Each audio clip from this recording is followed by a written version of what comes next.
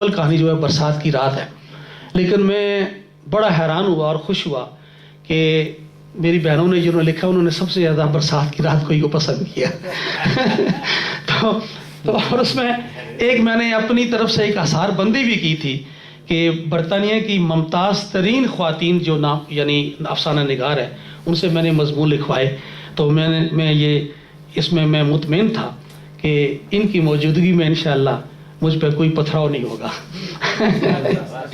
تو بہرحال ایک افسانہ جو اس کا ایک نمائندہ افسانہ ہے جس کے عنوان پر میں نے یہ کتاب کا نام لکھا ہے، اس کا نام ہے توبہ۔ تو کوشش میں نے کی ہے کہ مختصر ترین، اس کی وجہ یہ ہے کہ آج کا ریموٹ کنٹرول نے ہمارے پاس سے کتاب چھین لی ہے، ہمارے پاس اتنا وقت نہیں ہے، اور یقین مانیے کہ میرے پاس تقریباً 4-5 کتابیں ایسی پڑھی ہوئی ہیں، ناول بھی ہیں، لمبی کتابیں بھی ہیں جو میں آج تک نہیں پڑھ سکا، جو کہ 25-30 صفحے کا افسانہ پڑھنے کے لیے حقیقت ہے وقت نہیں ہوتا۔ بہرحال اجازت چاہتا ہوں کہ ایک چھوٹا سا افسانہ، اس کے بعد پھر ہم مشاعرہ شروع کریں گے انشاءاللہ۔ اس کا نام ہے توبہ۔ دروازے کی زنجیر کی آواز سے چونک کر ماں نے چارپائی پر بیٹھے کاموں جو ابھی سو کر اٹھا تھا سے کہا کہ جا کر دیکھ باہر کون ہے۔ کاموں جس کا نام ماں نے تو کامران رکھا تھا، مگر بچپن سے آوارگی نے اسے کاموں بنا دیا تھا۔ وہ آنکھیں ملتا ہوا اٹھا، منہ سے زور سے آہا کی آواز کے ساتھ انگڑائی لی اور ننگے پاؤں سین کے پار دروازے کی جانب گیا۔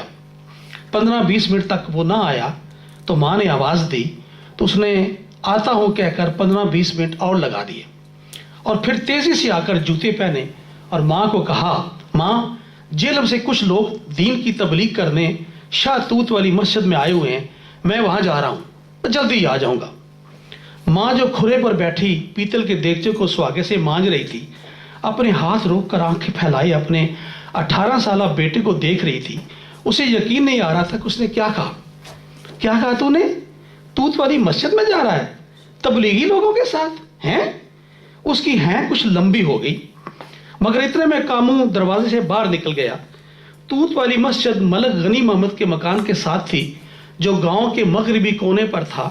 ملک غنی کی زندگی میں وہ مسجد آباد تھی، مگر اس کے مرنے کے بعد اس کے مکان کے ساتھ ساتھ مسجد بھی غیر آباد ہو گئی۔ اس کے بیٹے شہر میں آباد تھے، بس ایک بار باپ کو دفنانے آئے، اس کے بعد کئی برس ہو گئے انہوں نے بھول کر بھی گاؤں کا رخ نہ کیا۔ کبھی کبھار دوسرے شہروں سے تبلیغی جماعت والے چند لوگ آتے تو اسی مسجد میں آ کر رکتے اور آس پاس کے گاؤں میں جا کر دین کی دعوت دیتے، اور مسجد 10-12 دنوں کے لیے آباد ہو جاتی۔ ماں ابھی تک کاموں کے اس عمل کو سمجھ نہ پائی تھی۔ اس سے پہلے بھی کئی بار تبلیغی جماعت والے ان کا دروازہ کھٹکھاڑ کر گئے، مگر کاموں کی ماں انہیں ٹال دیتی کہ گھر میں کوئی مرد نہیں ہے۔ مگر اس بار انہوں نے کاموں کے کان میں کیا آیت پڑھ کر پھونک دی کہ وہ بغیر کچھ کھائے پیے ان کے ساتھ چلا گیا۔ شام کا دھندل کا چھانے لگا۔ کاموں کی ماں نے چولہا گرم کیا اور ترکاری کاٹنے لگی۔ اس نے آج کھانا تیار کر کے کاموں کے باپ علیہ کو جگانا تھا۔ اس کا نام بھی کسی زمانے میں والدین نے محمد علی رکھا تھا، مگر چوری کی جو عادت پڑی اور اتنی بار تھانے کے چکر اور جوتے کھا کر محمد علیہ سے علیہ ہو کر رہ گیا۔ آج رات بھی اس نے کاموں کو ساتھ لے جانا تھا۔ گاؤں سے 10-12 میل دور ملک پور کے گاؤں میں بڑے چودھری صاحب نے 20,000 میں بوری بھینس خریدی تھی، جس کی دھوم دور دور تک جا پہنچی۔ علیہ نے اسی دن خانپور کے ایک ساتھی جو ٹرک ڈرائیور تھا اس سے بات پکی کی، جس نے ٹرک لے کر پکی سڑک پر آنا تھا۔ علی اور کاموں نے بھینس چوری کر کے وہاں پہنچانی تھی اور 5,000 وصول کرنے تھے۔ 5,000 کی رات تھی، لہٰذا وہ دن بھر سویا رہا، مگر نہ جانے کاموں کیوں اتنی جلدی اٹھ کھڑا ہوا اور پھر وہ تبلیغیوں کے ساتھ جا نکلا۔ ماں بڑبڑا رہی تھی، اسے عقل نہیں آئے گی، اسکول بھی نہیں گیا اور باپ نے اپنے ساتھ کام لگا دی ہے تو بھی دھیان نہیں دیتا۔ تھوڑی دیر بعد باپ بھی جاگ پڑا، منہ ہاتھ دھو کر کاموں کا پوچھا تو پتہ چلنے پر اس نے 2-3 موٹی گالیاں دی اور چارپائی پر بیٹھا بیزاری میں سر ہلانے لگا۔ تمہارا یہ لڑکا بہت ناسمجھ ہے۔ ارے آج 5,000 رات تھی، ساتھ چلتا تو کام آسانی سے ہو جاتا، مگر اب اللہ جانے کب آئے گا۔ شاید تم روٹیاں ڈالو، میں کھا کر اسے جا کر دیکھتا ہوں۔ سالہ حرامی چور کی اولاد، جا مولویوں میں بیٹھا۔ یہ کہہ کر اس کے ہونٹوں پر مسکراہٹ آ گئی۔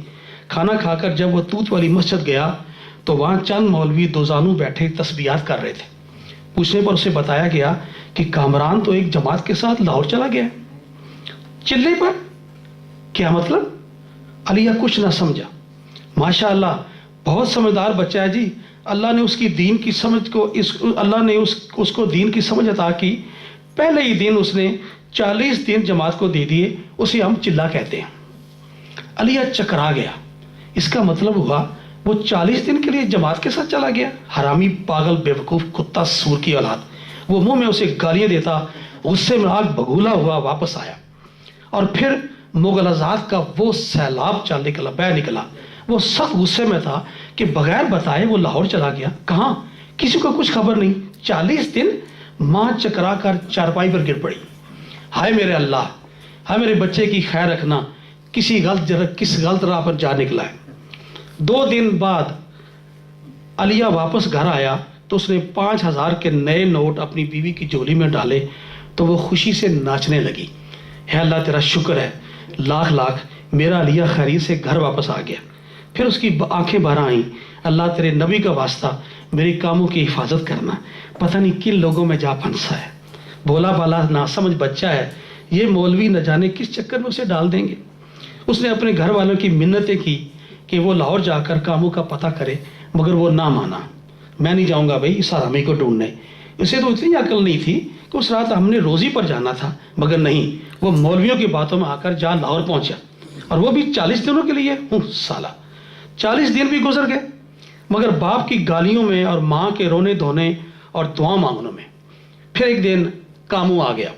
سر پر سفید پگڑی، لمبا سا سفید چوگا، ریشمی داڑھی سے اس کے چہرہ کھل اٹھا تھا. نایا دھویا، صاف ستھرا، مہذب سا کاموں اب مولوی کامران بنا سامنے چارپائی پر بیٹھا، ہاتھ میں تسبیح روڑ رہا تھا.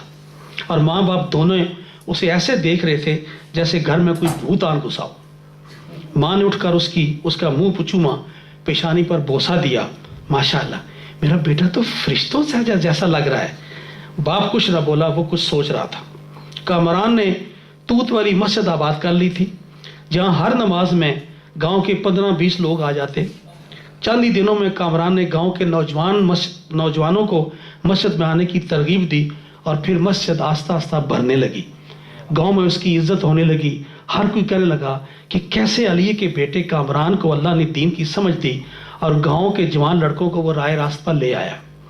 40 دنوں کی تبلیغ میں کامران نے قرآن پڑھنا سیکھ لیا اور کافی آیات بھی یاد کر لی تھی. واز بھی وہ بہت اچھا کرتا جسے سننے کے لیے آس پاس کے گاؤں کے لوگ بھی توت والی مسجد میں آنے لگے. کسی نے ملک غنی کو اطلاع کر دی تو اس کے بیٹے نے آ کر جب دیکھا تو بہت متاثر ہوا کہ اس کے آباء و اجداد کی مسجد کو کامران نے آباد کر دیا. تو اس نے اپنا مکان بھی کامران کے حوالے کر دیا تاکہ وہ بھی آباد رہے اور مسجد کی توسیع کے لیے 1 لاکھ روپیہ بھی دے گیا. اب کامران کی ماں بھی بیٹے کے ساتھ نئے مکان میں آ گئی مگر علیہ ابھی تک بیٹے کی اس غلطی کو معاف نہ کر پایا تھا. ایک رات دونوں ماں بیٹے کھانا کھا رہے تھے کہ دروازہ پر کسی نے دستک دی. کامران اٹھ کر گیا تو سامنے علیہ نئے کپڑے پہنے، سفید پگڑی پہنے کھڑا تھا. اس نے بیٹے کو دیکھا تو ٹھاٹھے مارتا پانی آنکھوں کا سرخ بار توڑ کر باہر نکلا. کاموں بیٹے، اب شرم آتی ہے کہ لوگ کہیں گے کہ مولانا کامران کا باپ چوری کرتا ہے، رسا گیری کرتا ہے. میں تو آدمی مجرم ہوں مگر میں تمہیں شرمسار نہیں کرنا چاہتا. مجھے بتاؤ کہ توبہ کیسے کی جاتی ہے. بیٹے نے بڑھ کر باپ کو سینے سے لگا دیا.